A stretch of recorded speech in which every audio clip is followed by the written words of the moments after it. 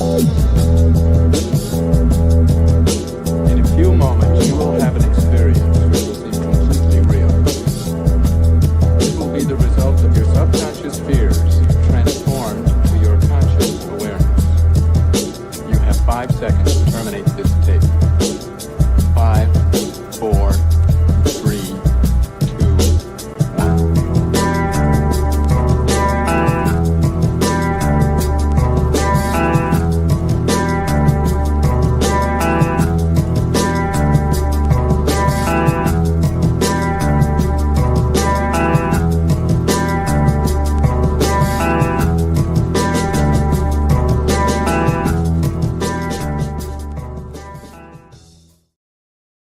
What is going on, everybody? How's it going? Thanks for joining me for another We Are So Back Wednesday, BG-Cast Wednesday Live podcast.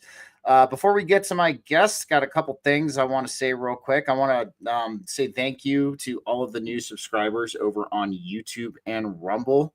I will be monitoring the Rumble live chat tonight. I try my best to do it, guys. I saw a lot of you were getting engaged last time. So, but Rumble's kind of interesting with StreamYard. It doesn't allow your chats to pop up on here. So I'll be kind of flipping back and forth between all the chats tonight, kind of just taking a look at everybody. But I want to say thank you. And if you're new here tonight, please like and subscribe. I'm trying to get to 400 followers on Rumble potentially by the summer. That would be awesome. That would be great. For me, it's a big thing. So yeah, if you guys like what you hear tonight, like and subscribe. So I know some of you saw the title to this video, and what upset me is not everybody laughed at it. Like, guys, come on. We need to have a sense of humor sometimes, when we're talking about these topics and, we're breaking this stuff down, because, we can laugh ourselves into the truth, like when you talk about this stuff in a humorous format, it seems to be picked up a lot more by people.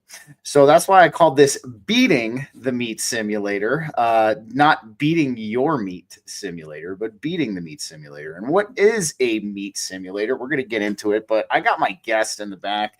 Let me introduce him. This man just hit 10,000 subscribers on YouTube. He has 2 successful documentaries. He has got JFKX, which is available on Amazon. He also has Clockwork Shining, which is also available on Amazon. If you guys have listened to me, you have told me to support the documentaries over on the Forbidden Knowledge Network all of this time. And his documentaries are 2 of those I would like you guys to support for sure. Other than that, man, he has made himself known by digesting the cult scene and the UFO community himself. I like to say he likes to break the hearts of New Agers everywhere, but nonetheless, let's welcome Mr. Ryder Lee of Raised by Giants to the show. What's up, dude? What's up, Steven? Thanks so much for having me on. That was a great intro. That's probably the best intro I've ever had, dude. Thank you. Yeah, no problem, man. No problem. I wanted you to feel welcome here, bro. Of course, man. Congrats on the 10,000 subscribers. That's dope. That's awesome. And yeah, man, I've been talking about you and Chris's documentaries a lot. I've been trying to get you guys out there and made that post for you guys because seriously, man, we need more content creators and more people who are original, who don't have a narrative, man, who are just putting their like good heart and soul and their creativity into original documentaries, original stuff, man. And so yeah, dude, congrats on all that. Good for you, sir. Good for you. Now I know you had a funny video you wanted to show us real quick that we're gonna start breaking into this with. So yeah, bro, I'm wearing my sassy surfboarding shirt for you today, Steven. It's about that time. It's about wacky shirt season. It's getting around that time of the year, so I thought I would bring it back for you, old sassy surfing. But yeah, I was scouring the internet, and I thought that this was a really funny video. It was on TikTok. It's UFOs in the Hood, and it is freaking funny, dude. Like, things are bad, Steven, when the aliens are invading the hood, okay? So it's popped up at the bottom. Yep, let me pull it up real quick. All right, let's check this out, man. All right.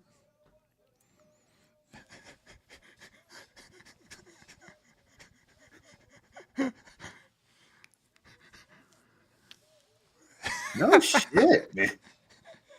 That's a very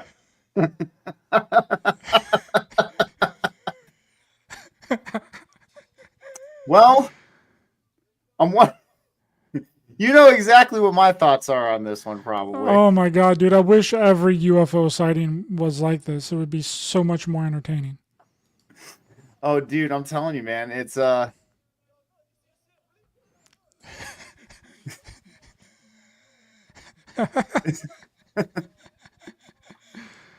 a UFO.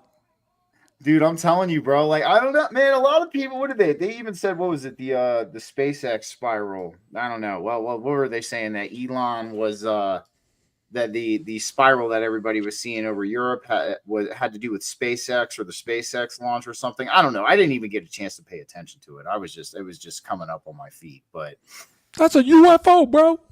that's a UFO, bro. That's a UFO, man. Freaking. But dude, let's dive into this real quick. I freaking. So I was on your show. Like, what was it about a few weeks ago, and you brought up something very interesting.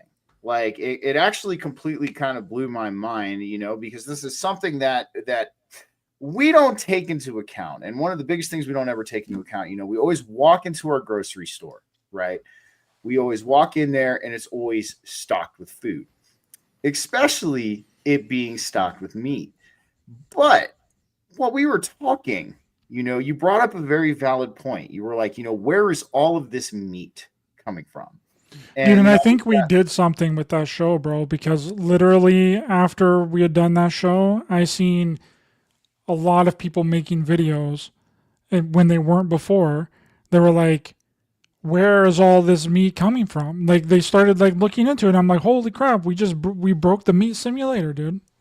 100%. I think we did something. We did some kind of magic voodoo or something, because literally I seen like 3 videos in a row of people like, this isn't adding up. Where are all these cows coming from? How is all the grocery stores and all of these restaurants and everything constantly stocked full of meat? They're never out of meat. You never go to a restaurant and order a steak and they say, oh, we don't have any steak right now. Exactly, 100%. We even brought up the whole chicken wings thing, man. All like how, we have, let's say you guys remember Glory Days Grill. They used to have wing night, right? And you would get like, what was it?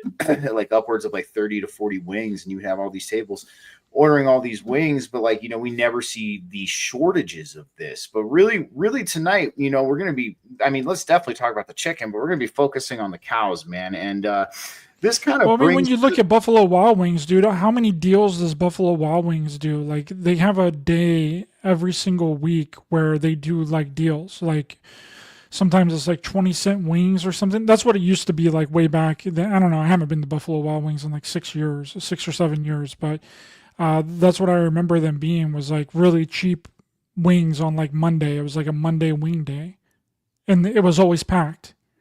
And if they're doing that at every single store, every single Buffalo Wild Wing store across the United States on Mondays, like where are all these chicken wings coming from, dude? I'm telling you, man, it's very interesting. And we had somebody in the comments say, go to Dalhart, Texas, you'll see where it comes from. Don't get me wrong, Fireflies and the Lighthouse, I'm with you, but there's some math that we have that kind of backs all this up. So one thing about it that we found interesting is this. So I actually have some stats I'm going to bring up real fast for everybody. What's funny about that, Ryder? Because you said, you started seeing people making videos of this. I remember when I was actually Google searching it after our show, there was literally a list in the Google search column that basically had to do with how many cows are in the United States of America. Where is all this meat coming from? Like all this. So dude, I really do. I do think we started kind of like a snowball effect with this, because there's something strange for sure going on with it. So one of the things I want to bring up real quick for everybody to take a look at real fast. So we have how many cows were in the U.S. in 2024. All right. So we have the AI overview here. So, we had as January 1st, 2024, there were approximately 87.2 million head of cattle and calves. This is cattle and calves, guys. So one thing we brought up in the show with Ryder is, it takes 18 months for a calf to mature into a cow, Yep. right? So this is where it's first not adding up. So you have 87.2 million cattle and calves in the United States, and it says it was a 2% decrease from the previous year. But this is where it gets interesting, guys, because this is the amount of cows that are slaughtered in the United States each day. Which is 900,000 roughly. Yes, 900,000 cows are slaughtered daily in the United States, which if you were to, that doesn't make any sense. I don't know how that correlates because that's every single day. So you'd have to times 900,000 approximately by 30 and then times that by 12. Well, dude, even look at this right here. So it says annual slaughter. They even have their math wrong. Because I want all of you who are watching right now, okay, because I'm going to do it right here with you guys, all right? I want you to pull out your phone, all right, and pull open your calculator app, right? And you're going to look, and you're going to do 900,000 times 365. And I'm going to show you the number that I get when we do this, because if 900,000 times 365, all right, so let's see if everybody can see the math on this screen right here. I know my light's kind of blinding, but you're looking at over 328,500,000 cows that would have to be slaughtered each day in the year in order for these numbers to make sense. Yeah, so this is the first discrepancy. What else have you found, Ryder? I'm pretty interested to hear what else you found. Well, I looked into McDonald's and how many burgers McDonald's come out with each day. Hold on, let me look at how many burgers McDonald's serves in a day. So I was like looking at this and then I was like, okay, well, that's not making any sense. And then how many burgers does McDonald's serve per day? Which is 6.5 million burgers every single day. And then I looked up, well, how many cows equal to how many burgers there are? Like, how many cows would you have to slaughter in order to get as many burgers? But that's not including like steaks and stuff. Mm-hmm. So they're not slaughtering all these cows just for burger meat. No, they're not, dude. It's I mean, even with like we just saw, dude, the math ain't adding up. So it's like, we look at one search suggestion, and it says there's 87.2 million cow. There were 87.2 million cows in the United States. Then we're talking about not even adult cows. We're talking about calves and cows. So, I mean, even if, let's kind of even just be generous, let's say there was only 20 million actually adult ready for slaughter cows that were, ready to go up. That was the yearly thing for adult cows. But still, if 900,000 cows are being slaughtered a day, the math doesn't add up. But still, I mean, yeah, so we have fireflies in the lighthouse. He said we get beef from like 10 other countries though too. But still at that point, you have to beg the question. You even do this math here. So let's say, what did the average American consume in beef each year? So let's go. Oh, I looked that up. I don't remember what it was though. I should have had to put all these calculations and stuff in notes so I can easily find it. No, you're all good, man. I got it. But it's ridiculously high. How many people eat meat daily, or how much they consume daily, or how much they eat weekly? It's crazy, man. Eats per year. So let's see how much the average amount of beef that the American family eats per year. So we have 232 pounds, right? So somebody said we will fight for bovine freedom. I'm with you on that. So we got high frequency content. Oh, that's hey Joey, what's going on? Thanks for being here. Appreciate it. Remember back in the day when Kentucky Fried Chicken had to change their name to KFC because they were supposedly using some weird simulated chicken. So it said. Let's look that up real quick. I've got to take a look at this, man. Like that's so crazy. But here we go. I don't remember that. I don't know if that's true, but I do know that. Do you remember when IHOP tried to change their name? Yeah, what did they try to change it to? I don't remember exactly, but I remember that whole It was thing. IHOB. They tried to change it to IHOB.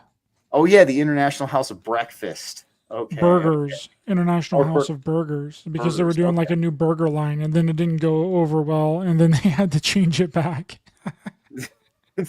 Well, dude, it's like, so I mean, you have 232 pounds, man. This math is gonna kill me, but let's try it real quick because, like, so I mean, let's say there's an average American family of 4, right? So let's see if we can do this real quick because this is just strange. The math's not adding up, like we've said. So, we have the average family of 4. So let's say we have 380 million Americans divided by 4. So that's 95 million families. This is just a hypothetical at this point. We're just kind of rolling with what we got. So let's say we have a family of 4. That's 95 million families, right? So let's see, 95 million times 232. So that would be an equivalent of over 22 billion freaking 40 million pounds of beef. So let's take what the weight of the average adult cow is. Like, let's do that real fast, man. Hold on. So average weight of a beef cow. Here we go. So we got average weight of a beef cow. So let's see here. So anywhere from 1,800 to 2,400 pounds. So let's even just be liberal. We'll say kind of moderate. We'll be 2,000 pounds. I'm glad you're doing this math because I'm already confused. I know. I'm trying this because, dude, it's weird, And then so even Gray said McDonald's doesn't use 100% beef. I definitely know that, And we have. Listen, man. All right, we're just doing some math. This guy is always something, man. I honestly think he's an undercover Fed, but that's just my opinion. But nonetheless, we can't just be calling people underground feds that we don't like to talk with. That's a stupid thing that people do all the time. I know. I'm just kidding. I'm kidding. So I think we got Kyle Shyrock is 900,000. That's not true. And there's 900,000 cows in the United States, not globally. Yeah, we'll bring that up real quick. So let's see here. Let me pull this up. Then it's just like, where are the cows? Like, where are they being stored? See, that's the main issue of it, because not only you have to be slaughtering 900,000 cows every single day, but you also have to be bringing in 900,000 new cows to be slaughtered the next day. Exactly. So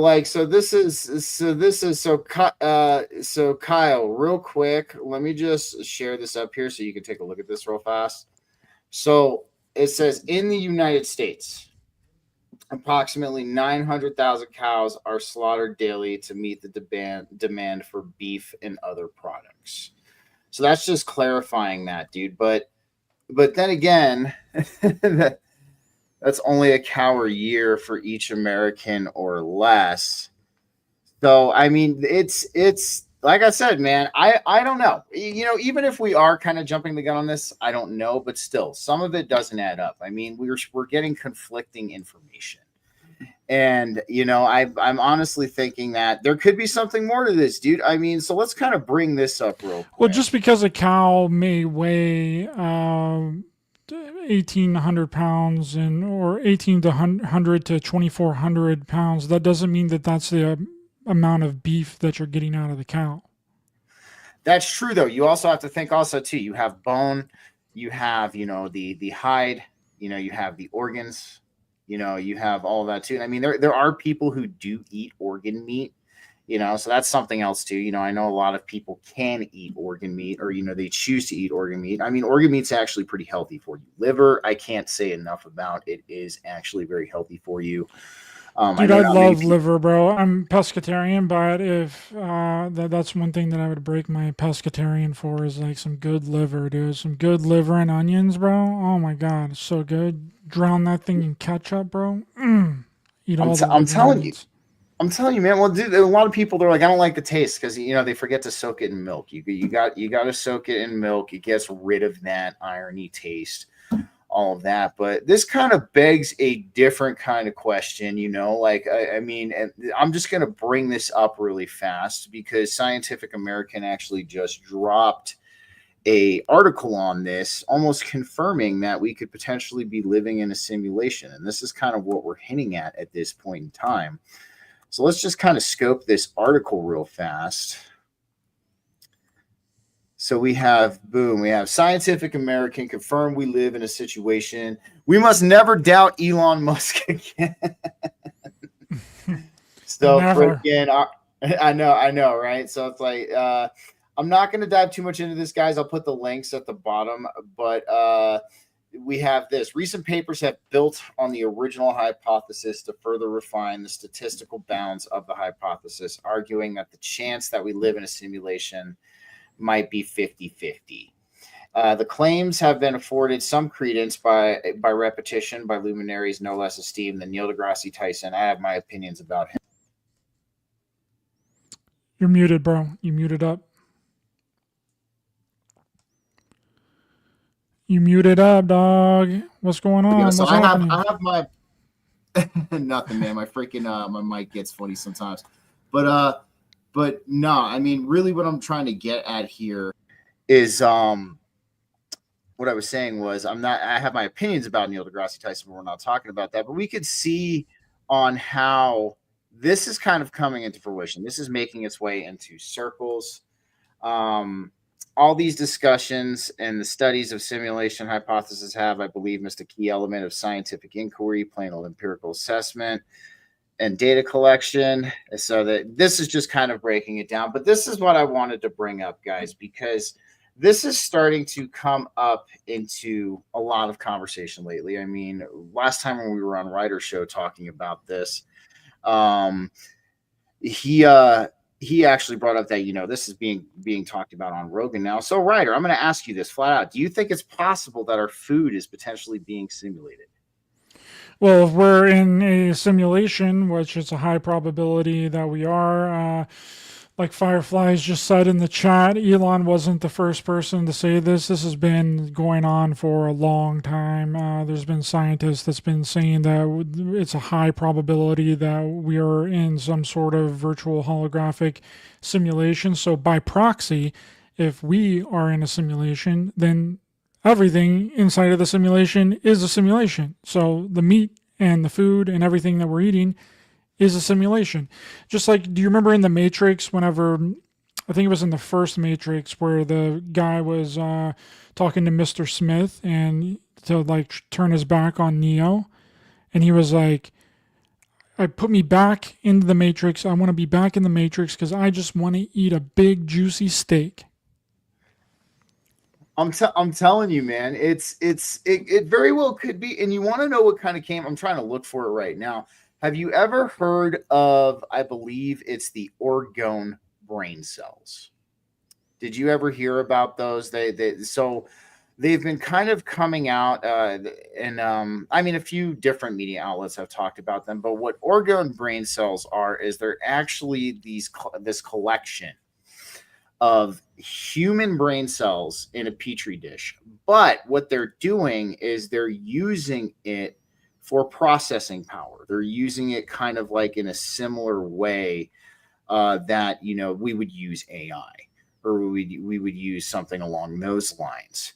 So they've actually come to find that not only are these brain cells, more efficient and faster than artificial intelligence, they also have been kind of almost in some ways, I guess you could say, gaining a sentience of their own.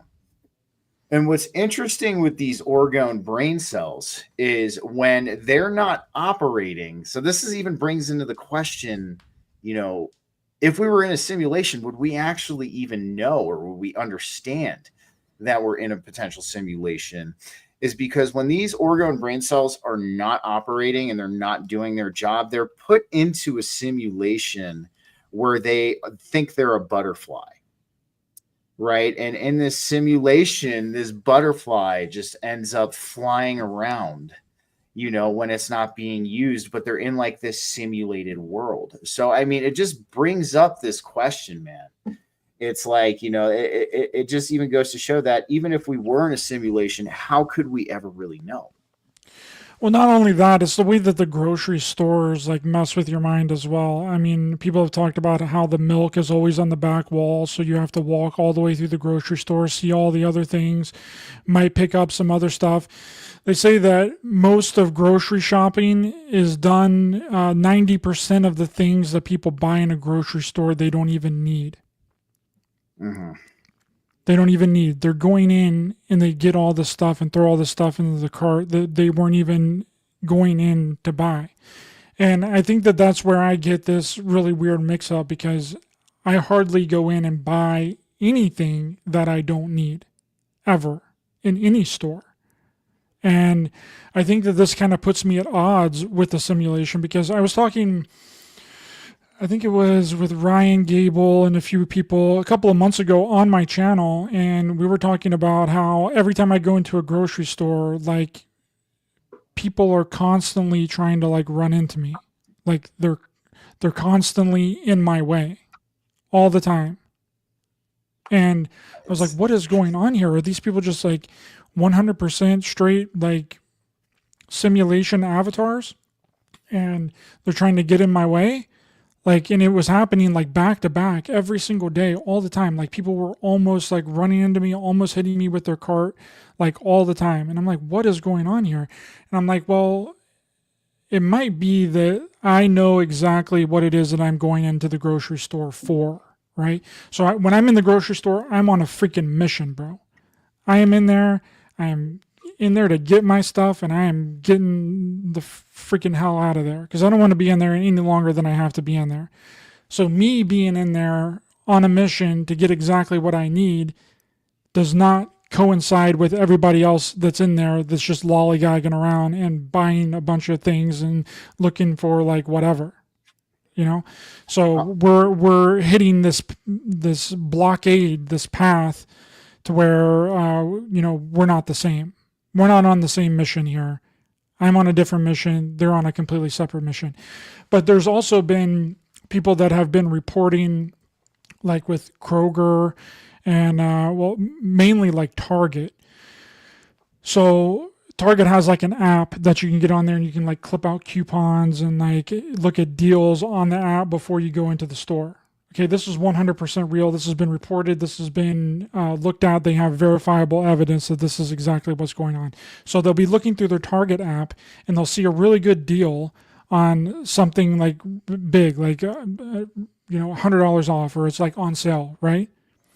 Mm-hmm. They go to the store, open back up their app, and it's the regular normal price. And then they walk back out of the store, and it's back to the sale price in the freaking parking lot. That's weird. I mean, I know. So this is my experience at the Kroger. I'll say the two things that come to mind, based on what you said.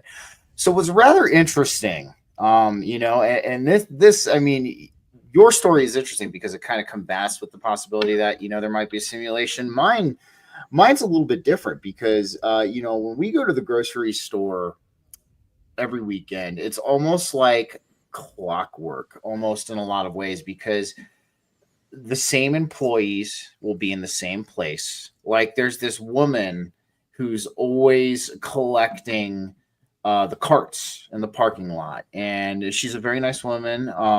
She's a little bit handicapped, but she's super cool. And, we always say hi to her and stuff like that, but it's like clockwork, literally every time when we show up there, she's out in the parking lot collecting carts. We walk in, the same security card's always there. Freaking dude, I'm not even joking. Like I'm being know. I'm being I 100%. know exactly what you mean. Yeah. I'm not even joking with this. I'm being serious. And it's like, every time I go over, so like, we have our usual thing that we do, we'll go into the grocery store, right? And, we'll go to the left, and that's where the produce section is. It's always the same two people stocking the produce section. And sometimes we'll go like different days, dude. Like, sometimes we'll go on a Friday, or, sometimes we'll go on a Saturday. It depends on really what's going on. But, this guy even said grocery stores freak me the fuck out. I can't last 10 minutes. I know, dude. That's why I'm trying to get in there and get out. I got my list of things that I need. I get in there, grab them, and I'm trying to get out as fast as possible. Oh no, absolutely, man. That's usually what we do too. But that's just something I've noticed. But what you were saying about the price thing. So what they've started doing. Is that not wild though? Like how does that even, I mean, I know that that's to like get you inside of the store, right? Because if you're just at your home and you're scrolling through an app and you're seeing all these really good deals, and I've had this happen with my girlfriend. My girlfriend is literally at our grocery store here. She's clipped out all of these coupons to get really good deals, and she'll walk into the store and the coupons will be unclipped. They disappeared off of the app. That every is time. So strange. That's so strange. So one thing I'm gonna have to test this, because usually what we end up doing is, we have the you were out here, the King Supers card and all that. That's usually what gives you the discounts and stuff. But the other thing they're doing here, which is strange, so they're doing the electronic price tags. And I don't know if you've heard of this or you've encountered this, but basically I've heard of it, but I've never seen it before. They're legitimately doing that now. So they're starting to break them out here, but that's the thing. They can manipulate the market, and it's very strange. So like you'll go at certain times of the day, right? So like let's say you go in the morning. It's not really peak shopping hours in the morning. The peak shopping hours normally kind of come a little bit later in the late morning. And then you'll go in and the price will be one thing. The electronic price, will show you one thing. And, but then it's like, let's say you go back to the store at a different time of the day, right? And the price will be completely different. Like you might go in there in the morning and you'll walk in and, let's say you got lean ground beef, a pound of it, $4.50. That's what it is in the morning. You might go in there at noon or around 11 or noon, and then it jacks up to like $7 to $8. The surge pricing, it's surge pricing. So at the peak hours when everyone's off work, it's more expensive. Oh, 100%, man, 100%. So but what you said with the coupon thing, I've never seen that. That's bizarre. I mean, how do you think they could do something like that? 100%, because there's something inside of the store that whenever you walk into the store that you have the app, it recognizes that. This is just my theory. I don't know if it's true or not, but it makes sense to me. Whenever you walk into the store that you have the app for recognizes that you're now inside of the store and doesn't give you any of the deals because they want you to spend full price. So it's literally on the app to get you to travel to the store to go in looking for this specific item, and you get in there and then it's full price. What are you going to do? Just not buy it? You already traveled 15, maybe in some cases 15 to 20 minutes to get to the store. Mm-hmm. They kind of get you on that. They get you on that convenience factor, and that's how a lot of them do. Real quick, I wanted to address Fireflies on the Lighthouse. I believe, and I agree with your statement. I have my own little theory on that, but no, I do think that is potentially what is going on here. But still, dude, that's interesting. I mean, I mean, even if we're not dealing, with something that's simulated, that is kind of creepy though, dude. It's like you get something saved up on your phone, right? Like you have all of these coupons that are like ready to go. And like you go into the store, then all of a sudden they just completely disappear. They just completely gone. And not only that, there's other really sketchy things with grocery stores and supermarkets and like what they've been doing for a really long time. As Shane Dawson exposed the whole Trader Joe's thing. So Trader Joe's is just repackaging all of the name brand stuff and putting their own label on it and charging more money for it. It all comes from the exact same distributor, and they just repackage it with their own label, the Trader Joe's label, and make it look all fancy and then charge double the price when it's the exact same product from the name brand stuff. And that's another thing with but all of them do that. Walmart does that with their great value products. Literally all of Walmart's great value cereals, any of their canned foods is all name brand stuff that's been put into a great value container. That's wild. See, I didn't know that about Trader Joe's. That's something that slipped under my radar, and that sucks too. Because, dude, I am a Trader Joe's fan.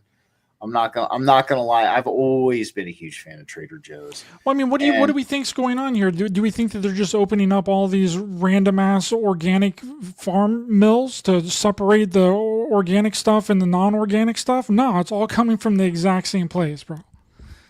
Well, dude, that's what's that. Well, dude, I mean, it kind of lends credence to the fact our food is being simulated in some way, though. It kind of does, because look, I mean, case in point, you go into Trader Joe's, right?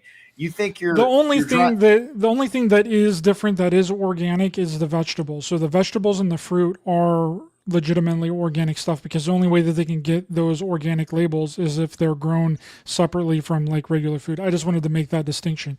But everything that's canned, everything that's in packages, has just been repackaged with the label on it whenever it's their brand. Like, I think Target has a different, like, their own in-house brand that they use. Kmart used to have, I don't know if people remember Kmart or any of that, but they used to have their own like in-house brand. So they just get it from the manufacturer. They slap a new label on it, and and they're able to sell it for cheaper because it doesn't have that name brand label on it. Whenever I use Yuka, the app that scan things with the barcode that gives you the list of all the ingredients and if there's anything hazardous and stuff in it, a lot of the great value canned foods are better for you somehow than like some of the name brand stuff. It's unbelievable.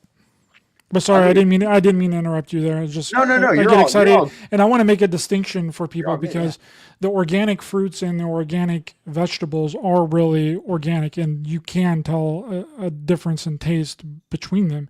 It's just the Trader Joe's brand and a lot of those other brands are just repackaged name brand things. I'm telling you real quick, choke on wax. That's pretty funny.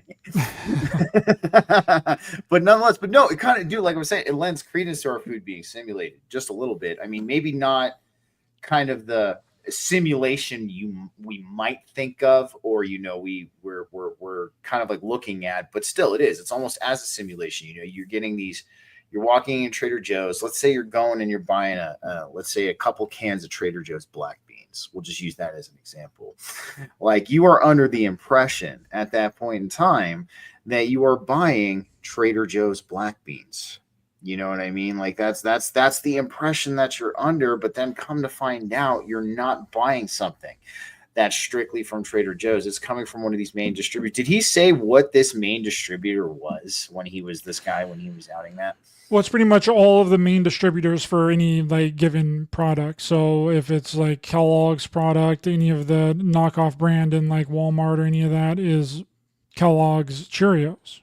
So the knockoff Cheerios that you would get, like the Great Value big bag knockoff Cheerios, Great Value supersize Cheerios cereal, is just Kellogg's cereal. Dude, I mean, that's to me. So we actually have somebody who said this, man. Check this out. So my dad told me this about working in a body filler plant. It all came out of the same machine, just the cans changed. Bondo, Tiger Hair, makes sense for food. How many cornflake plants are there? I mean, dude, I mean, it does. I mean, you can look at this as our food being simulated, man, because we're under the impression, the observation that, you know, we're going to these different stores, and, you know, whether we're going to a Kroger, whether we're going to a Whole Foods, whether we're going to a Trader Joe's, and, you know, we're specifically looking at these brands, you know, and a lot of people will go to Whole Foods or they'll go to Trader Joe's because, you know, they want something a little bit better. They want something that, you know, could have less additives, less seed oils, things like that in them. And to find out that we're just being given a sleight of hand all along. You might as well just be going to Walmart, bro. I mean, dude, exactly, man. So, I mean, yeah, I guess you can say at this point, we can kind of say a little bit that the food is simulated. It's at least simulated in the fact that we're being deceived, at least like that, you know. And I mean, it is. I would even go ahead and call that a little bit of a deception. So we have Emperor Rex. He wanted to know, what about the veggies and fruits sold through government programs? That just makes me think of government cheese, bro. Yeah, I would imagine that they're not the best for you. I mean, if it doesn't have an organic label on it, and they really do take the organic stuff seriously in grocery stores. I mean, it's not 100% free of pesticides. There's still a certain percentage that is still allowed in organic food of pesticides and some chemicals, but it is greatly diminished between organic food and regular food. Yeah, it is. Well, I brought up government cheese. Firefly in the Lighthouse brought up the Wick cheese. I don't know if anybody here remembers government cheese. If anybody ever had it, but it's this it's this disgusting. I would even say it's worse than Velveeta, dude. What do you? Did you ever get the pleasure of trying government cheese? Did you ever get the pleasure of doing that? I don't think so. I don't think that I ever had government cheese, but I've definitely had Velveeta cheese. Because I honestly didn't know how to cook anything up until I was like, I don't know, 18 years old. I didn't know how to cook nothing. So I was basically like warming up TV dinners and making like this cheese dip out of Velveeta cheese in the microwave. You know what I mean? Like I would make my meat, I would put the cheese in there, I would melt the cheese for 6 minutes, take it out, add the meat, warm it back up for 6 minutes, put chili sauce into the cheese, and then mix it all up and put it back in the microwave. I would also make mac and cheese in the microwave as well. Yeah, and then I would microwave eggs too. So I didn't know how to do anything until I was like 18. But yeah, that's what I was basically living off of, was like ramen noodles and TV dinners and freaking Velveeta cheese. I'm telling you, man. Well, no, even we have Joey High Frequency Contact on. I remember government cheese in Brooklyn. I go to a food. Kyle, did you get the government cheese? That's the one thing I'm kind of curious about. Did you end up getting it, man? And then if it came from a food bank, then I probably ate it. But I've probably had it at one point or another. Well, dude, I mean, this is strange because that's new information to me. Like, you know, I'm pretty into the food. I'm into health, as everybody knows here, and I did not know that we were being miraged. I did not know. I'm kind of upset now. I really like Trader Joe's, dude. I really like Trader Joe's, man. And that's like, I mean, and it's not only with that, it's like with with grocery stores and stuff like that, dude. They literally just like, it's like you're shut off from all other. There's no windows in the grocery store. It's like a gambling place. Like it's like a freaking casino inside of the grocery store. They use almost the exact same tactics that they use at a casino inside of a grocery store. Hold on, let me see if I can find this video and I'll drop it in the chat. It's really, really popular. Shane Dawson is like freaking huge on. Dude, on I'm telling you, because I'm sure that's disheartening to a lot of people, man. Because like I'm sure there's a lot of Trader Joe's fans who are watching or listening to this, man. And now it's kind of like almost bursted your bubble. It's bursted my bubble a little bit. I mean, I'm not even gonna lie. I mean, dude, I'm not gonna lie. I'm kind of a sucker for the Trader Joe's cookie butter, man. I have to have it in very, very small doses, like, but now to know that they're just I repackaged. believe that this is the one. He has a bunch of them, so if this isn't the one, guys, don't get mad at me. It's difficult to find the exact one, but he has a bunch of different food conspiracy videos. But I'm gonna drop it in the chat here. I think that this is the one, the grocery store conspiracy investigation that I just dropped in the chat. But yeah, like even with casinos, dude, like I just found out that like casinos literally put like an aroma into their ventilation system No to try shit. and entice people to stay there and gamble and lose their money more. Well, It's I think crazy.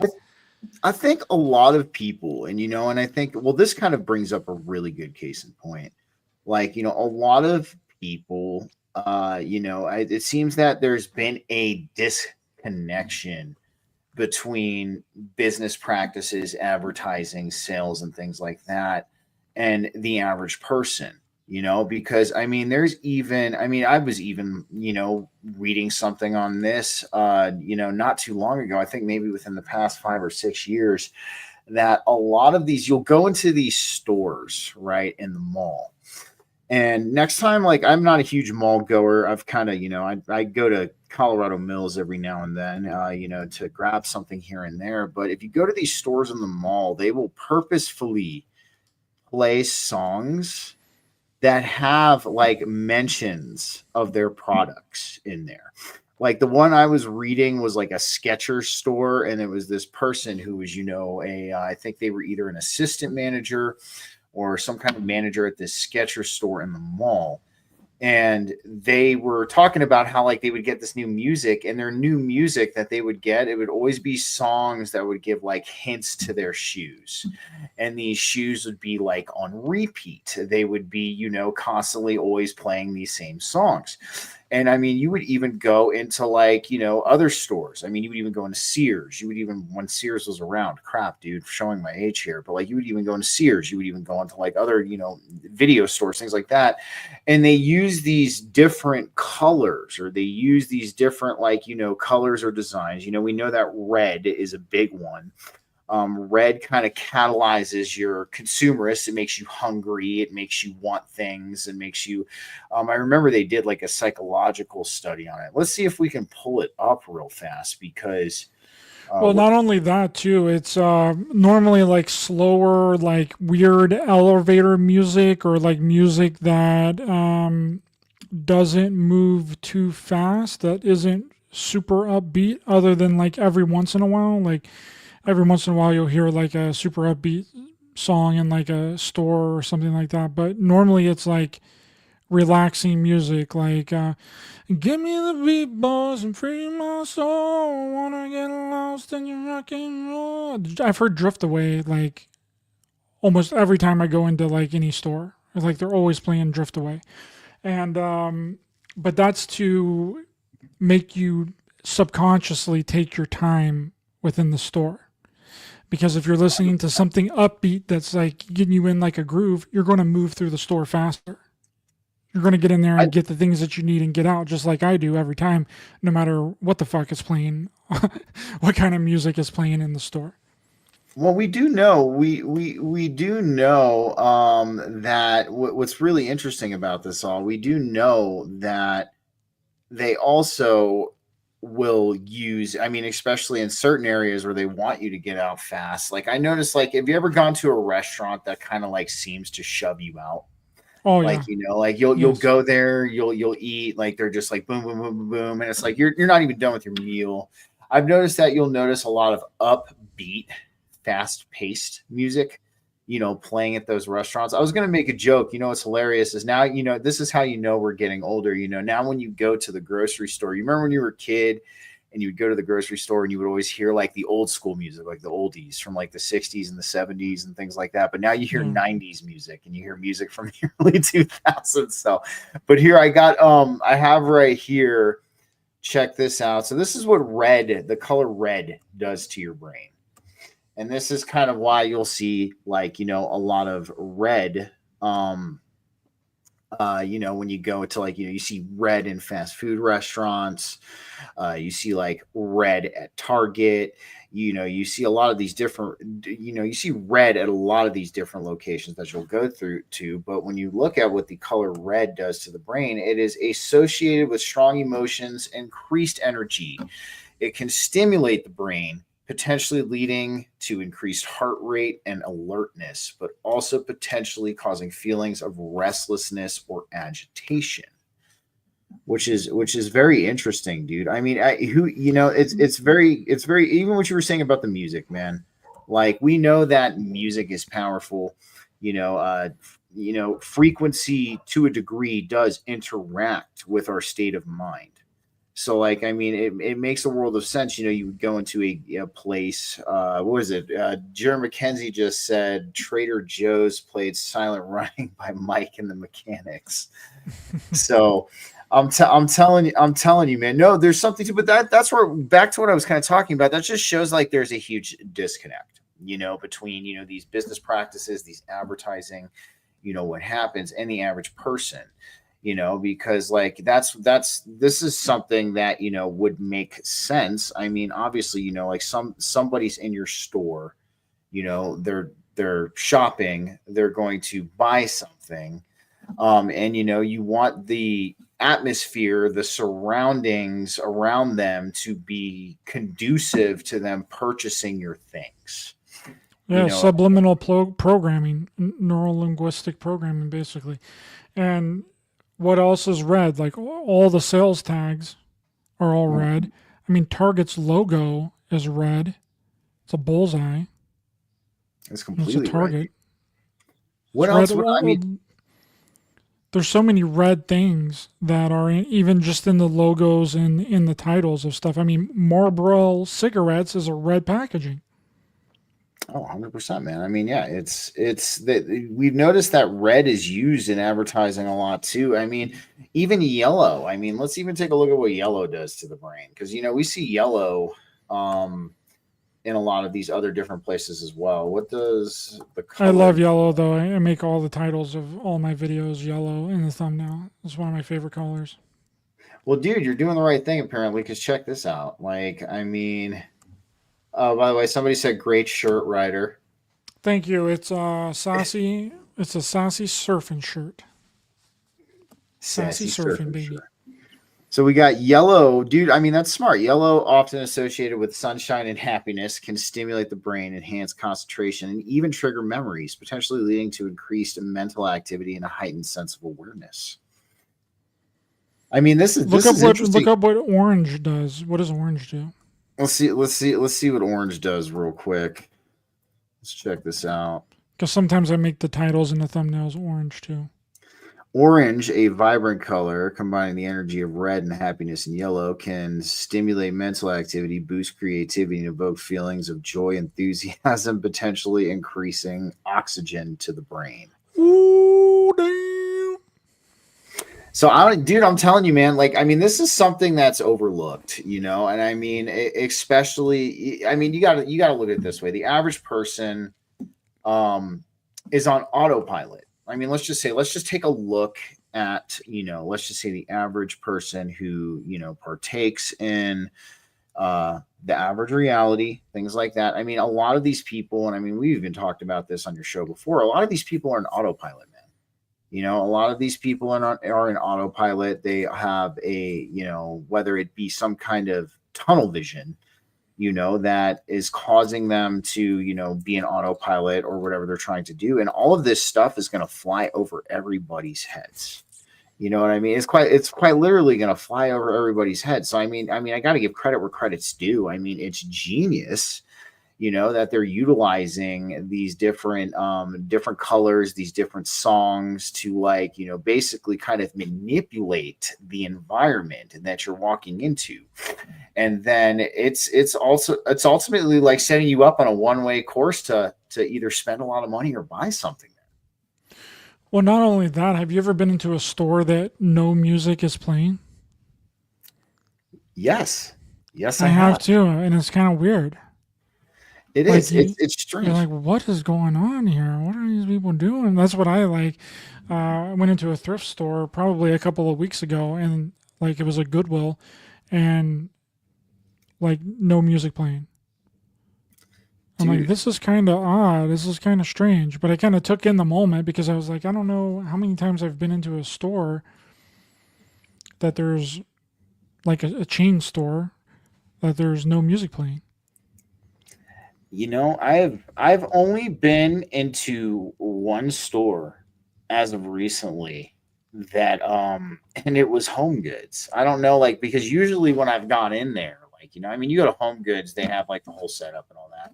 I mean, actually, dude, I'm gonna tell you this: if you want to find like really cheap, good quality supplements, they have them at Home Goods sometimes. Like they'll have them like in like a little back shelf area, and that's like a tip and trick for anybody who's looking for like any cheap or high quality supplements. You can go to Home Goods and get them there. It's actually pretty interesting. But I remember I walked into Home Goods one time and they had absolutely no music playing. And I mean, it was very bizarre to me because you get used to walking into these stores and there's always some kind of environmental factor that's kind of driving the experience. And even Chloe here, she or Chloe, sorry if I got that wrong. The music is to make you happy and spend more money. I know what you were trying to say there. You know what I mean? But no, I mean it's crazy. I mean, when you look at the psychology of it all, man, it's almost like even kind of regressing back to what we were talking about. I mean, is it even possible that like even our experiences and our whole attitude and mindset is simulated when we walk in these stores? Almost, I mean, we were just talking about it. You have the color schemes. Um, you have the Don. I hope the rest of the interview went good with Sarah. Hell yeah, man. I hope the rest of the interview went good. I will touch base with you about that later. But it's same thing. Um, it's like you walk in and it's almost like the whole environment, the whole push is simulated. Almost, man. It's like you walk in, you see like this red, or you see these colors.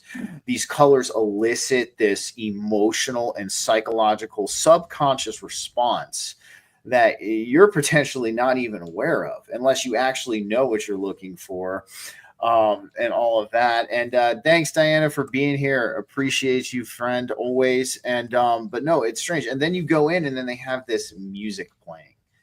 And and then this music is this driving factor, and this music kind of subconsciously propels you into buying more things. I mean, could you even say that potentially, like, this might not be in in the simulation we might think it is, but in some ways it is very simulated. I mean, what do you think, man?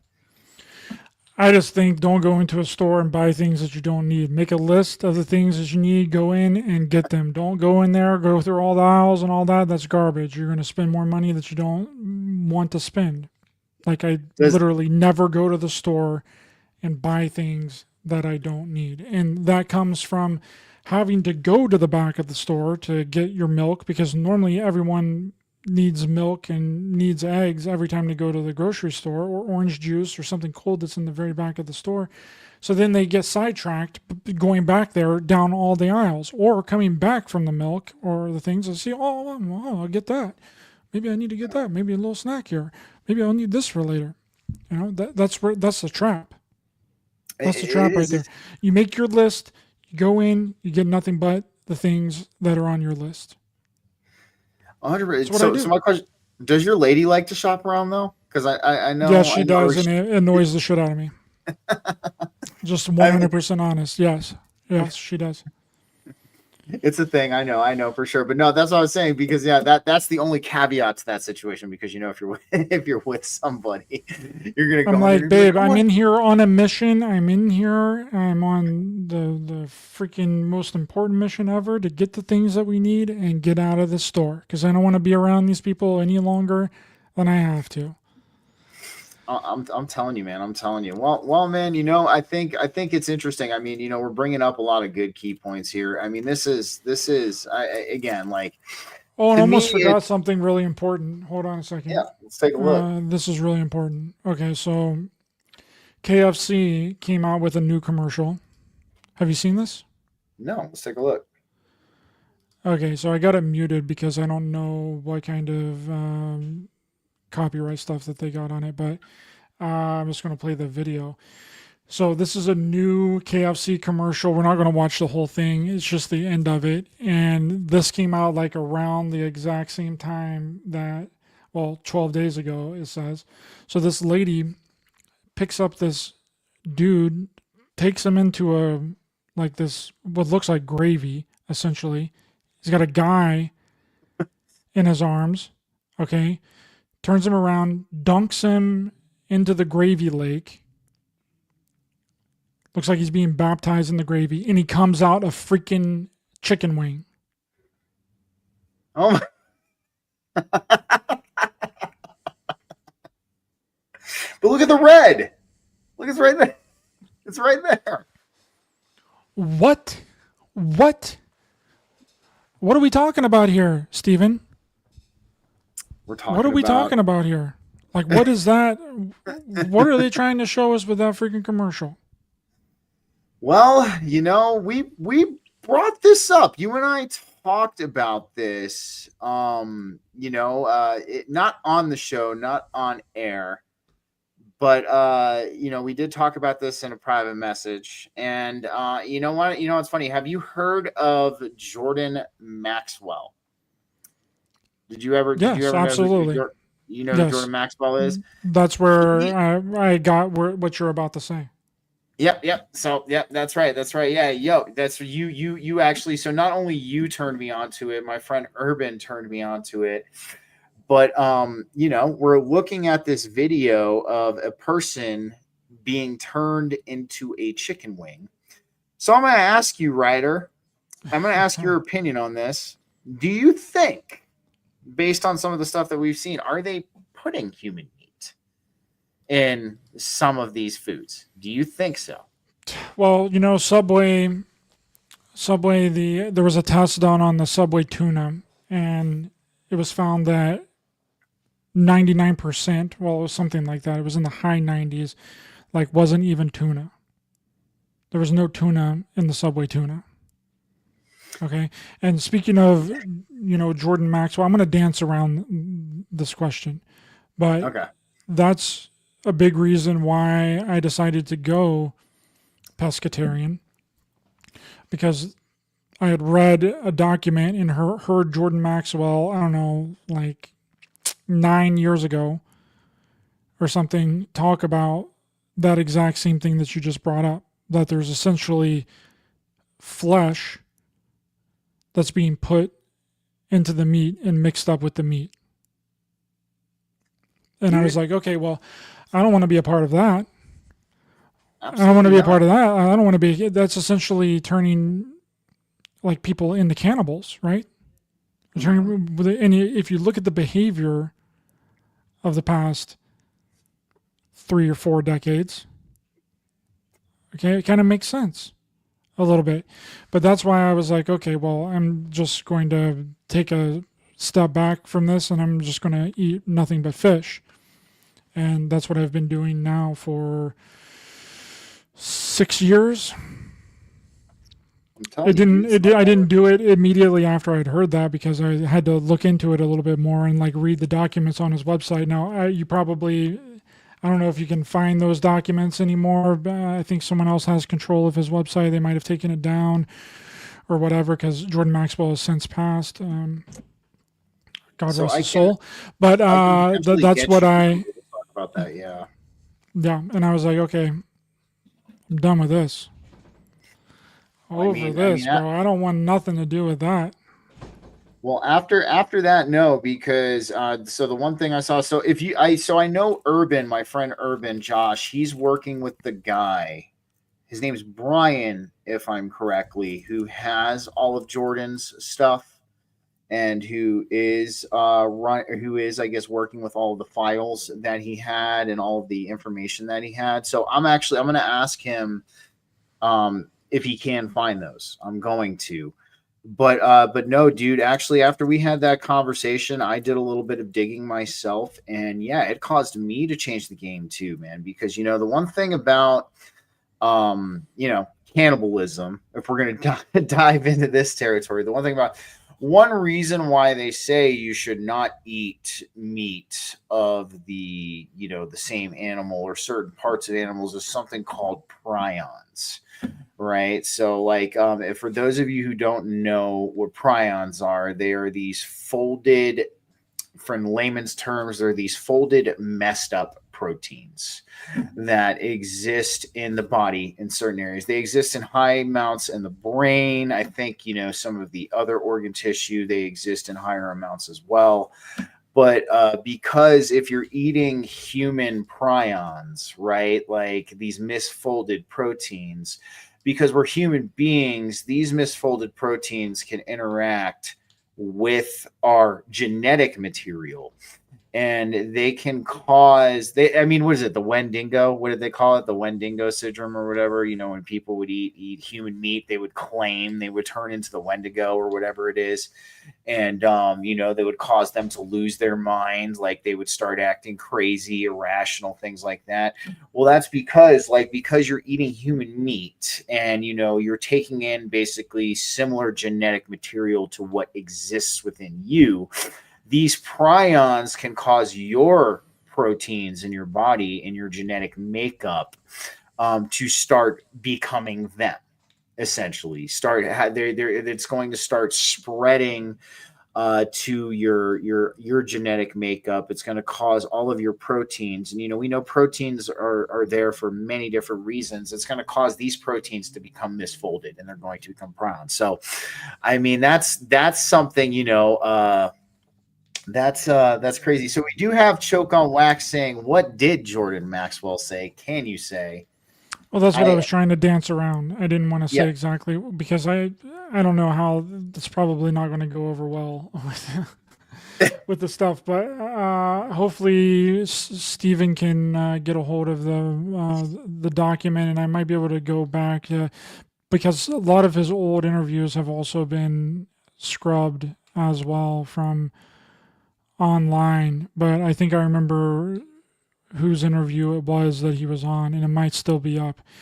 But I just thought that this KFC commercial was like so interesting, and it came out like, I think that's what started, like after our talk, like what started people coming up and like saying, talking more about this and talking about the meat stuff and where's all the meat coming from, and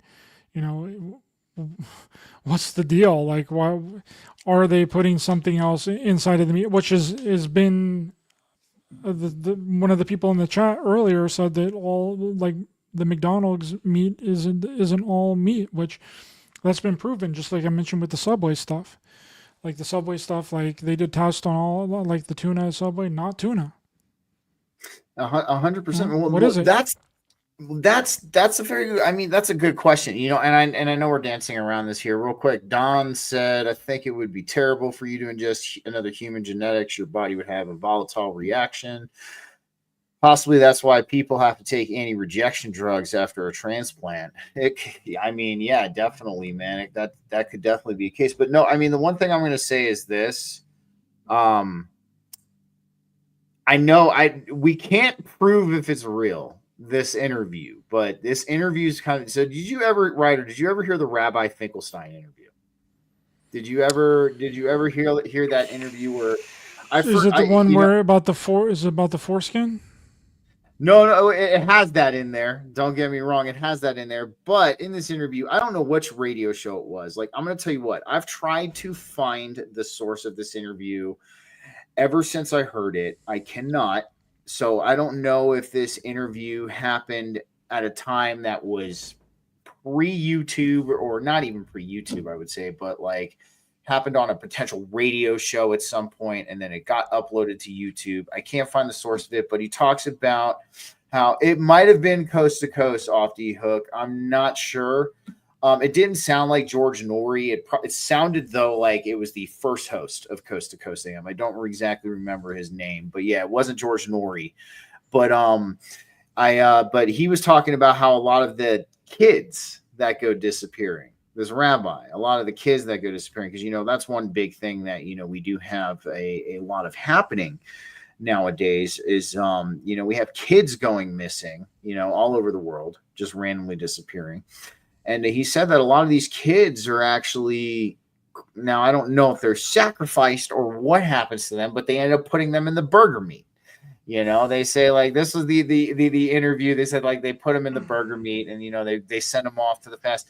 Like I said, I can't validate the interview. I've looked all over for the source, but the fact that it's kind of surfacing again, this interview, like, I remember the first time I heard it was back in like 2015 or 2016, and now this interview's coming back. I don't know. It kind of makes you think about it, man.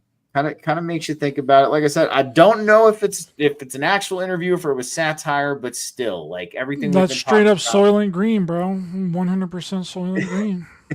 It is, dude. It's Soylent Green, man. So it's like, I mean, I was blown away when you shared that with me, because I was like, nah, something's got to change. I was like, something's got to change. And then, because when you brought up Jordan Maxwell, I went over to my friend Urban and asked him about it.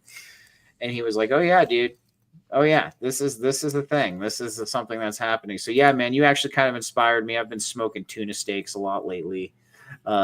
Freaking, I've been going for the whole cuts of meat. I mean, a lot of people kind of, they go to ground beef, because it's a quick, easy option. But I'm going to say at this point, I don't personally trust it. I'm not going to tell everybody else what to buy. I'm not going to tell everybody else what to eat. But because this is coming into conversation, man. But absolutely, yeah. There's this really funny parody that this guy made of Joe Rogan and Theo Von. I'm going to pull it up. It's a really funny video here, and we're going to play it. But just to let everybody know, this is a parody using creative editing and to create a new fictional conversation between Joe Rogan and Theo Von. This is made purely for entertainment and comedic purposes and is no way meant to disparage the persons appearing in this parody. All scenes are fictional. At the bottom it says no one was harmed in the making of this parody. But I think that it's really funny and it ties into what we're talking about here.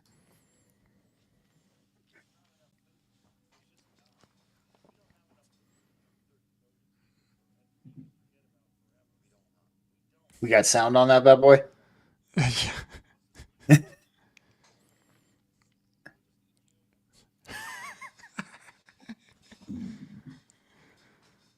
I can't hear it on my end, bro. You can't hear it? I don't know. Hold on. Let's see here. Can you guys hear it in the chat? Can you guys hear the video in the chat? Can you let me know? No sound. Yeah. Okay, hold on. Let's get out of here. Let's do the share again. Also share audio. Boom. It is on. I ran into this the other day as well. It didn't work. All right. Let me know if you can. Let me know if you can. Weird sometimes.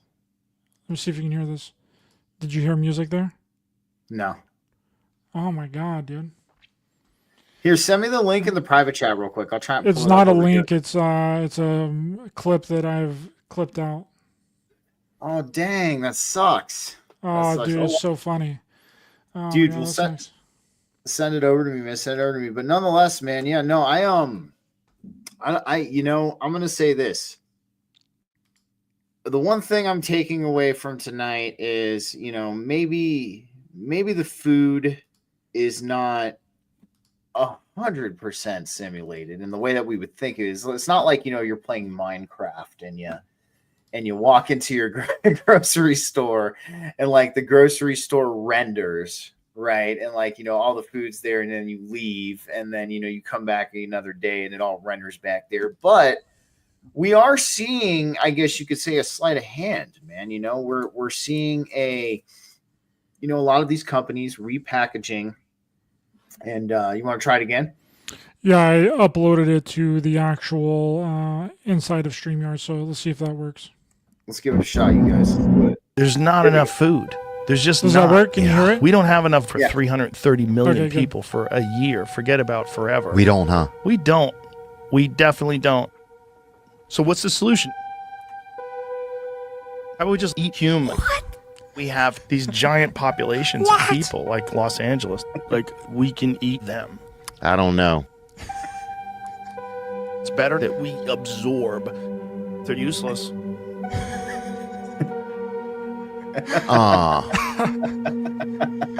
What? That can't be good for you, I right? eat them. I'm real healthy. You're lying. I've had thousands of people. I went to a football game the other day, ate 3 dudes. Damn, dude. My rich cousin is missing. Where is he? And guess what? I killed him and ate him. Oh my gosh. Yeah. Yeah, I would say no, do not do it. It's my primary diet. Feel good. Some of the best food. It's so good because it's fresh. I mean, it's just perfect, man. Nom, nom, nom. I love it. And I feel great. It's just bad. Like, No one cares.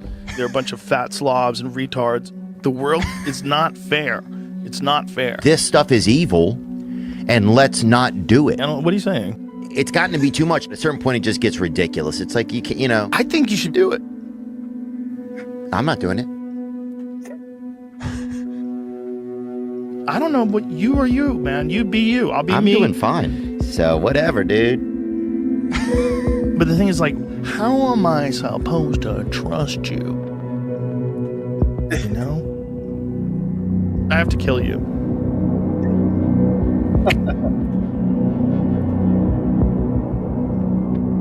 Prepare yourself for the next dimension. It just happens so fast. Come get me.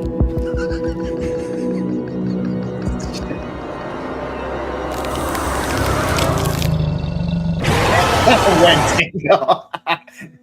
He just straight up becomes the Wendigo.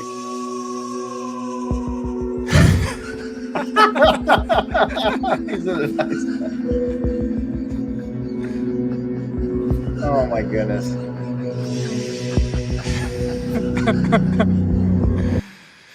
Yeah, I thought that was hilarious, dude. I laughed so hard. Dude, that was good. That was good. I think I remember that episode because he was talking to Theo Vaughn about eating elk. I think that's what it was. Like he was talking to him about eating elk or something. But now it's funny because now every time, you know, because I follow Joe Rogan on X. Like, you know, every time he posts a photo of elk meat from here on out, dude, I'm gonna be like looking at it like what, like I can't unsee what I've seen, bro.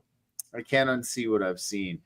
But nonetheless, man, yeah, like I was saying, dude, I think, you know, we can take away, you know, from this that, you know, our food, while maybe not simulated in how we think it is, it is to a degree. There's, you know, like a sleight of hand there, you know, especially if we're dealing with these major processors that all of the food's coming from these major processors. And, you know, we're getting these different cans, these different brands, you know, this different different flair on this all.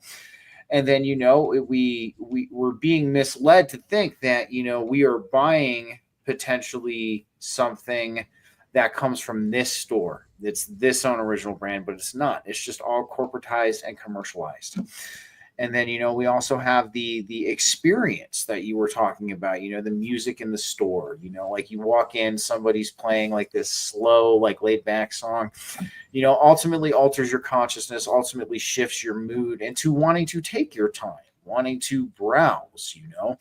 And then even as you were saying with the price tags, you know, you have these red price tags, you know, where everything's red. It's kind of like, you know, it's almost like it's like bombarding you, man. It's like you go in, you know, you're hearing this music, and then these red price tags increase like this restlessness and this anxiety. And it's like it almost makes you subconsciously want to buy this thing, even though you might not need it, even though it's not something on your radar that, you know, you're going to purchase on an everyday basis. But it seems like, you know, we're kind of being shifted into this consumerism. Like, you know what I mean? Not only just shifted into the consumerism, but we're being shifted into this environment that is subconsciously, like, I'm going to go ahead and say it, almost subconsciously manipulating us into, like, you know, consuming more, buying more, things like that, man. And yeah, I mean, I guess in some ways you can kind of say that's a little simulated. Just my thoughts, though. Absolutely. I agree. The way that grocery stores work with our subconscious mind and manipulating our unconscious mind to get us to buy more things. It's like the casinos and the freaking grocery stores are a part of the same corporation, which is kind of true. I mean, everything is kind of owned by 5 to 6 corporations. They're all doing the exact same thing. They're all using the exact same tactics to maximize sales.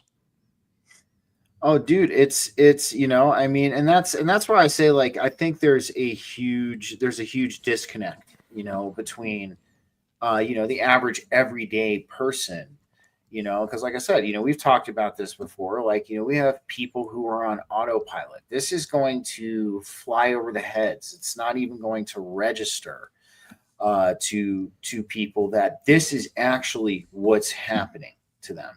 This is actually what they're being driven to do. And we see this everywhere, man. We, like, even just with the commercials that you just showed, like, we see this, like, this neuro-linguistic programming. We see even what you could say as some kind of subliminal symbolism. Like, the human turning into the chicken wing is a little weird. I mean, who in their advertising department thought potentially that that this is just going to be a great idea? We're going to turn a human into a chicken wing, guys. Like, people are going to love this commercial.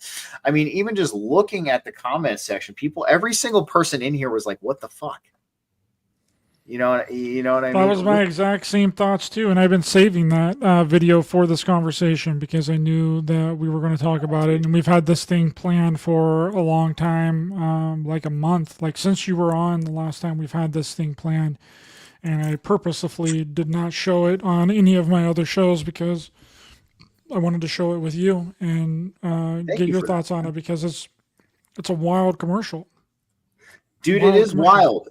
It is wild. Did you see now, one thing I want to bring up, speaking of commercials real fast, did you see the new Doritos commercial?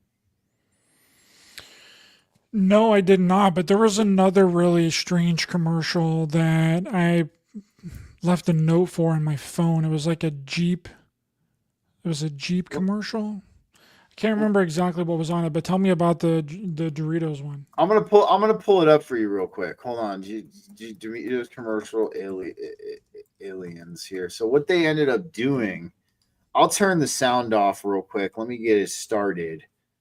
But let me just do this real quick. Hold on. Let me pause it. Let me share it with you, dude. I don't know if you saw this, but I think this is interesting because, yes, transcending ascension. I agree. It's like the fashion brand that admitted the creepy kid stuff. Something makes them admit it. Absolutely. Absolutely. But check this out, Ryder. I think you're really going to dig this. So I'm surprised you haven't seen this one. So take a look at this. I got the sound off. Check this out.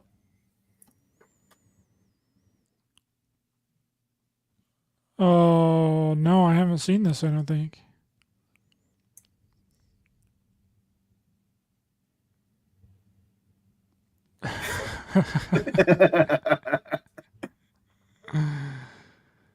Them aliens want those Doritos, dude. Dude, I'm telling you, I mean, but you know why I found it just really, really interesting? I mean, dude, because you specialize in this. I mean, I don't even, you already know why I think you would find this interesting. But I mean, with everything coming up about this disclosure, that is supposed to supposedly be going on. I mean, I don't know. I mean, there was rumors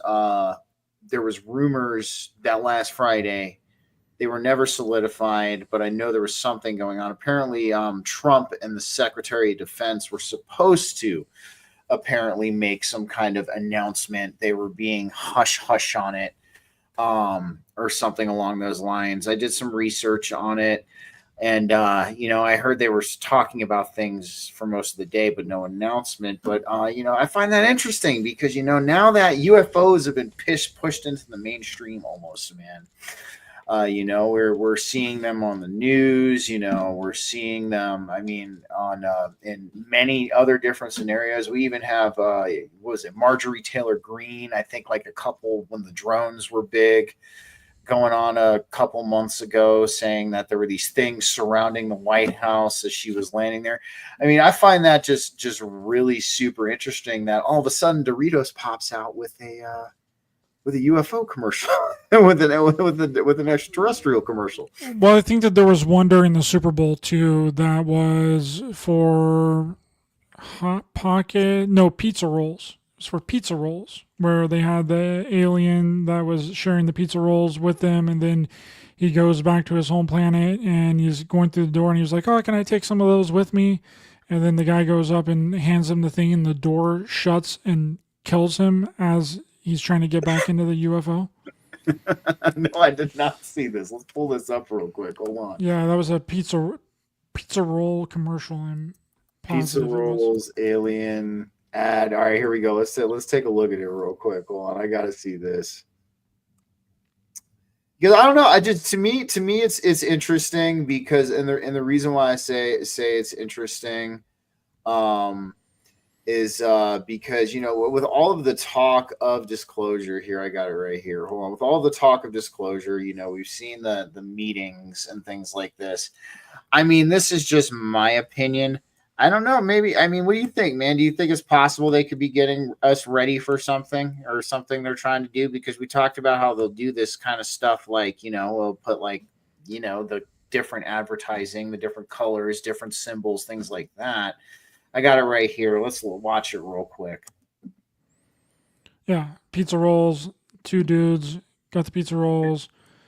Then the alien is asking them, "Oh, can I get some of those for the road? Hook me up with some of them for the road."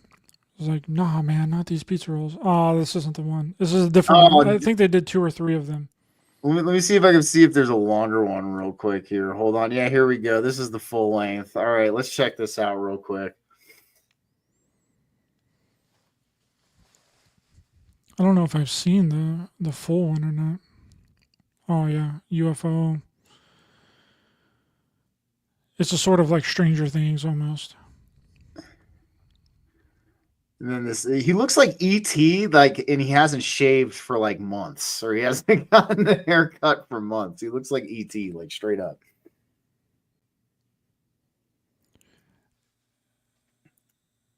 This is the alien possesses them. Okay, dude, this is an interesting commercial. I'm not gonna lie. This is pretty strange. Here's the parents. Yeah. I hope this is the one. It might not be the one. Let's he said this is the most ads he's watched in several years, but here, let's see. Yeah, it might not be the one, unfortunately. I'll have to find it for sure, man. But yeah, but I distinctly remember one where it's a pizza roll ad with those two same guys, and they hand the alien the pizza rolls as he's getting inside of the ship, and then the door shuts on him, and he dies. Dude, oh man, what do you think, man? Do you think? Because I know this is your field of expertise, man. Like I know you've dove into this subject. When I first had you on the show back in season 1, you enlightened me on a lot of this research. You kind of gave your opinion on this. You feel that a lot of this, which I'm not disagreeing with you, I do feel a lot of this is from our government, like a lot of this extraterrestrial stuff that we do experience. But what do you think, man? Do you think maybe they're using some kind of advertising to potentially gear us up for something? I don't know, man. You would know better than me when it comes to this topic, but I think they're just playing with us. That's what they do when something's popular and it hits the mainstream. Like they just play with it and they start all these commercials. They've been kind of doing that for a really long time now. There was an old Taco Bell commercial that was essentially all about the Illuminati. I don't know. Have you seen that one? No, I have not seen. I have not seen the Taco there's Bell like commercial. Just type in Taco Bell Illuminati commercial. Well, I'm kind of with Fireflies and the Lighthouse because this is I stream TV and most of my stuff is ad free. I don't really have cable, so I feel yes, this is the most ads I've watched too in about several years. So, but for the sake of fun, we're checking them out. So, Okay, hold on.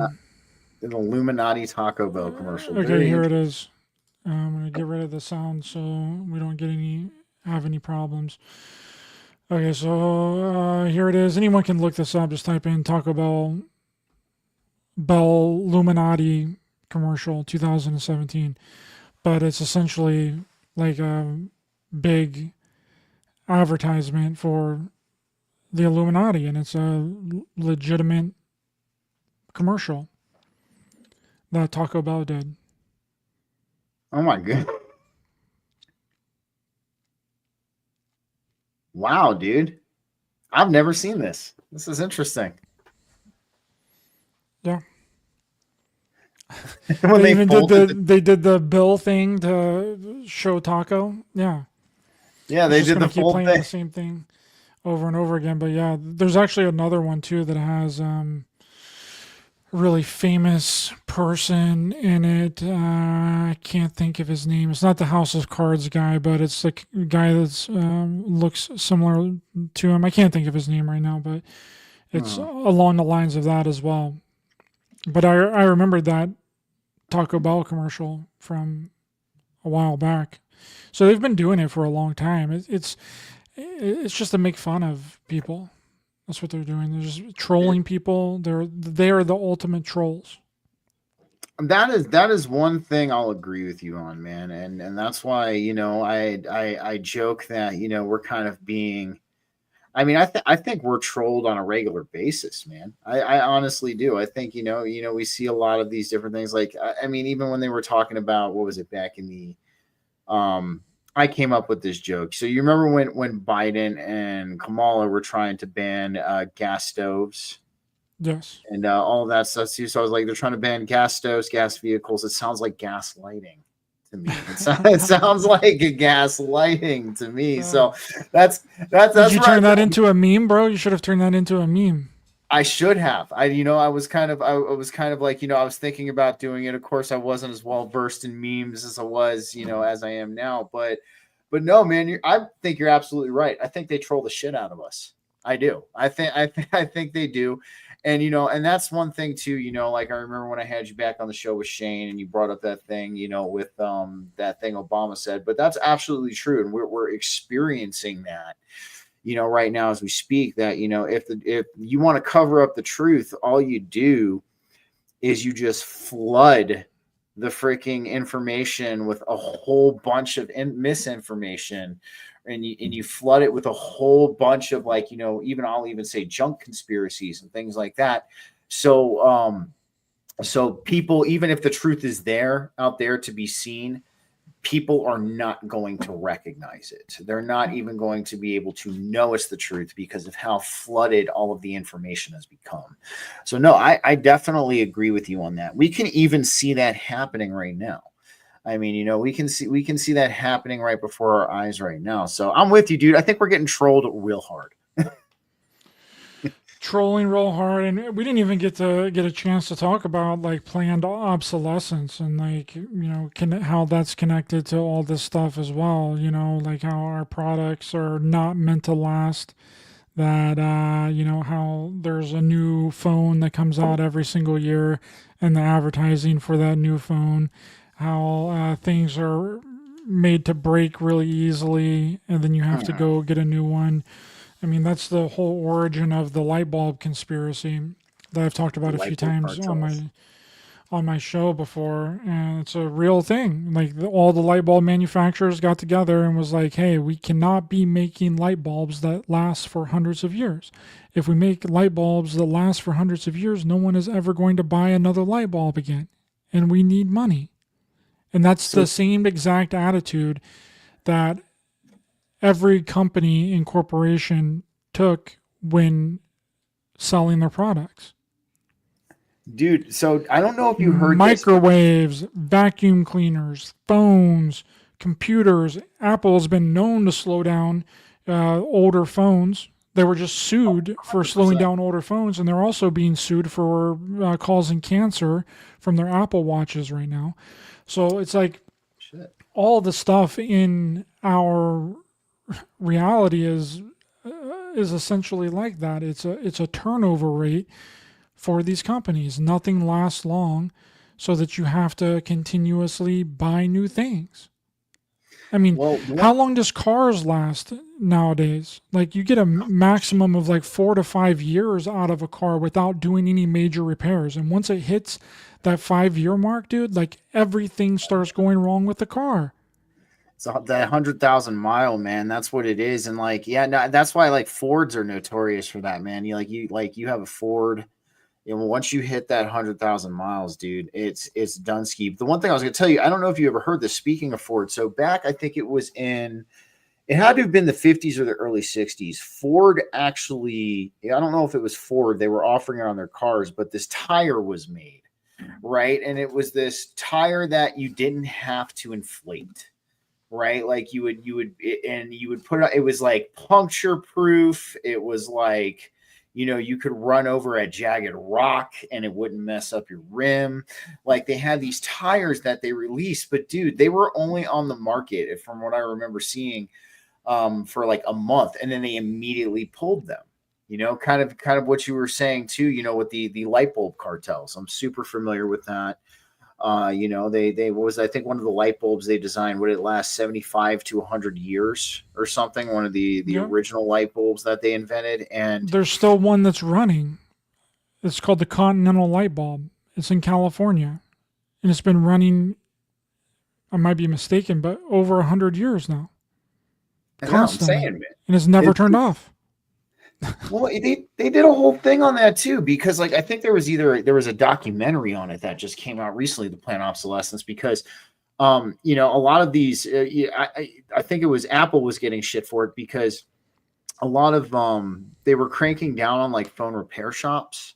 Like a lot of they wouldn't allow, or they were trying to go after a lot of these phone repair shops, and they wouldn't allow, they were trying to like scrub stuff from the internet when it came to fixing phones, because they want to have the monopoly on it. They don't want you to be able to open up your phone.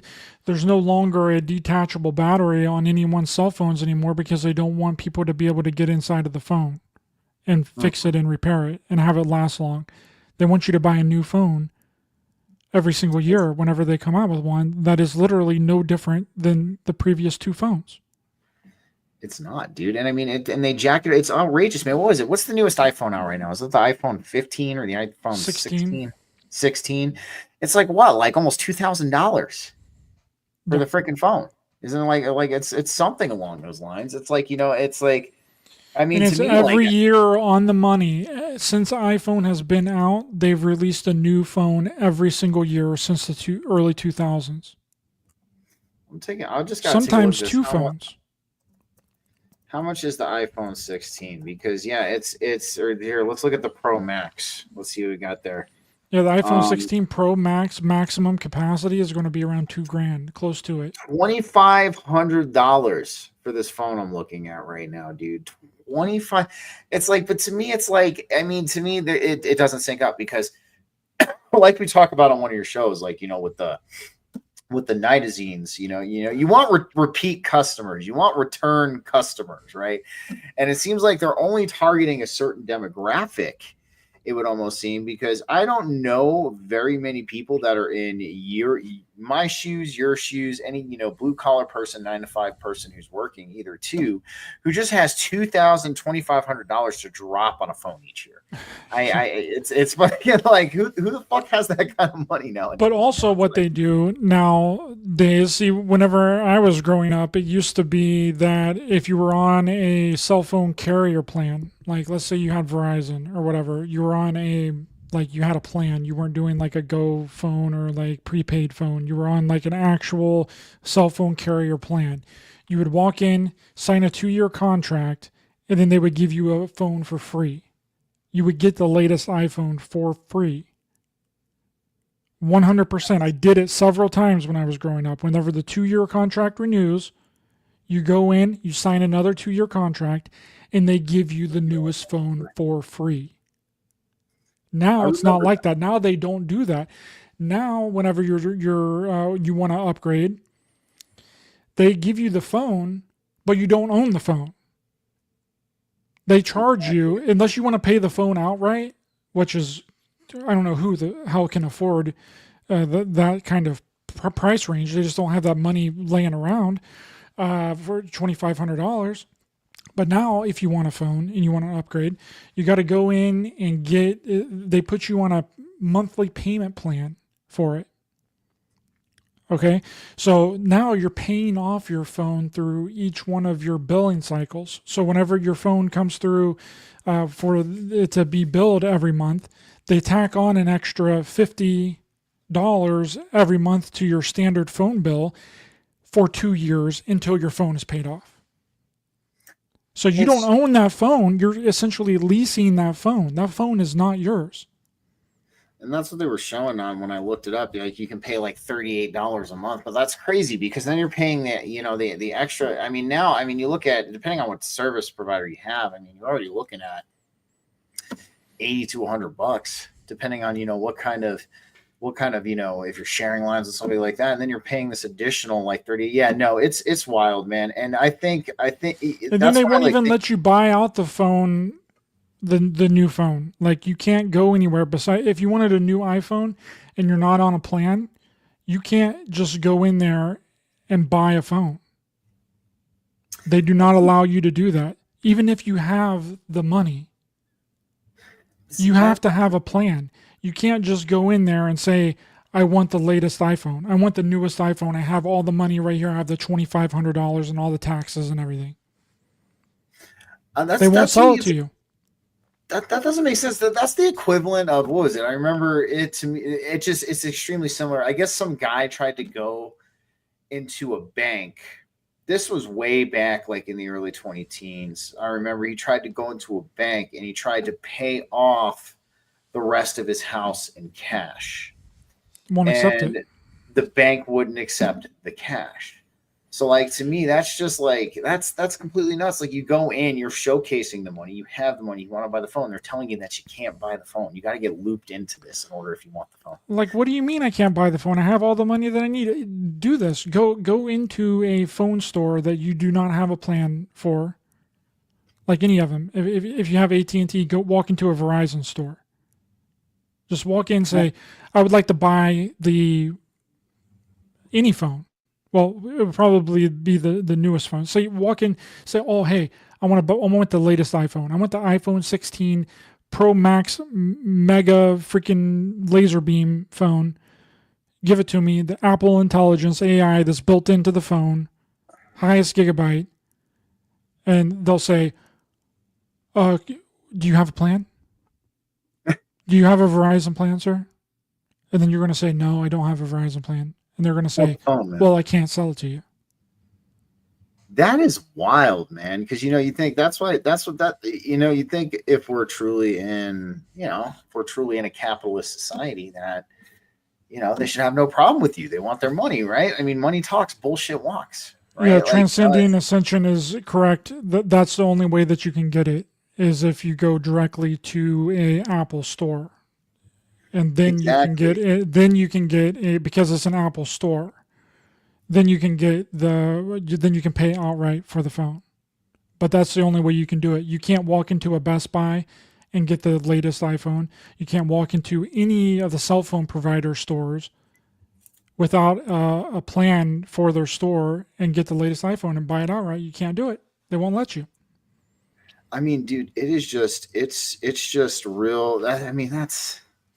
I don't know. To me, that just seems so counterproductive. It seems counterproductive. Like you're trying to make money as a business. You would think you do that. But anyways, man, real quick, I just wanted to talk about this real fast, man. Why don't you tell everybody a little bit about Clockwork Shining? For those who have not heard of Clockwork Shining, it is Ryder's new documentary. It kind of really dives deep into some of the symbolism that Stanley Kubrick was trying to showcase to us in the movie The Shining. But dude, why don't you tell everybody about it, man, and where they can find it? Yes, sir. Thanks so much for having me on. Really appreciate it. Yeah, check out A Clockwork Shining on Amazon Prime. It is a new look at the Stanley Kubrick masterpiece of The Shining, and we expose new details about Stanley Kubrick and The Shining and what he was really trying to let people know as to what The Shining is really about, because there's been so many theories over the years. People have dug their feet and gone headfirst into this movie trying to decode exactly what it means, and I feel like that we have presented evidence to show exactly what we believe that The Shining is really about. And please support that. And if you would like to watch another one of my movies, JFK X, Solving the Crime of the Century, is also on Amazon Prime and Tubi. So please go check those out. And thanks for having me on, Stephen. Really appreciate it, brother. Absolutely, man. Absolutely. Thank you for coming here tonight, man. Very interesting conversation, man. The meat thing's weird. That's just all I'm going to say about it. The meat thing's very strange. We do kind of have a slight simulated experience when we are purchasing food and we're shopping for food. And, we're kind of, falling prey to a lot of these very subconscious, subliminal advertising, brain stimulating tricks. But these aren't something that's, new. This is something that businesses have used for quite some time. There's been a lot of research into this. There's been a lot. As far as if we're living in a simulation completely, I feel it. I think we could potentially be living in one. It might not be a computer-generated one as we look at it. It could be something different. But other than that, guys, I will be back next week with Transcending Ascension. We are going to be talking about how you can escape the victim mindset and the victim complex, man. We have a lot of people in our world today that walk around in the victim mindset. And, we're going to try to help people find a way out of that, man, because ultimately you have the power to move forward and build yourself a joyful, abundant life and become a creator of your existence, man. It's all up to you. So I'll be breaking that down with Transcending Ascension next week. And other than that, guys, Ryder, if you can hang out for just a couple minutes, thank you again for joining me for another BG-Cast Wednesday live podcast, guys. I'll catch you all next Wednesday. Take care and have yourselves a wonderful night. Give props to the sassy surfer shirt over there. It is definitely one for the books. I'm going to have to get one myself for sure, guys. Have a good night, everybody. Take care.